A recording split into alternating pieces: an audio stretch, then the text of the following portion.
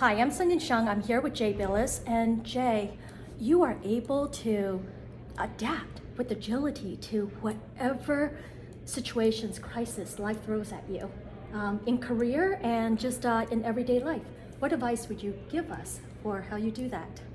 I think to the extent that's true, and you're very kind to say that, I think if I look back to when I went to law school, my first year in law school, I was terrified. And I wasn't sure I belonged there, wasn't sure I was qualified to the same level as my colleagues. And I've never felt that out of place. And I remember calling home. I'd call home once a week back then, because remember that when there was long distance, I called home once a week to check in with my parents and talk to my mom for a while. And in our family, my mom's the communicator, and she would relay everything to my dad. And my dad would get on the phone at the end and say, "How you doing? You got enough money?" All that stuff. And he said, "How you doing?" And I said, "I don't know if I can hack this." And he said, "What are you talking about?" And I said, "Everybody here, their parents were lawyers. They know all the lingo. I feel way behind." And he said something that stuck with me. He said, "You sound like these new parents." And I said, "What does that mean?"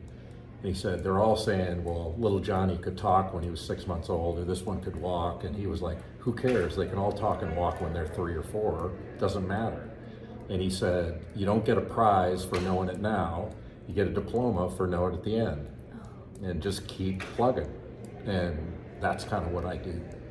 I get emotional thinking about what my dad said, but you kind of just keep plugging and prepare yourself and do the best you can. Jay, thank you so much for sharing that personal story. And Wish you didn't make me cry. Did you have to do that?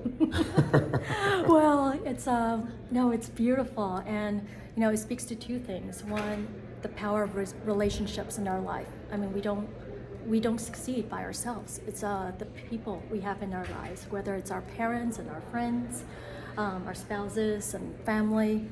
And then two, it's this mindset that, what is true now doesn't have to be true 6 months from now. It's true. Thank you so much. Thank you.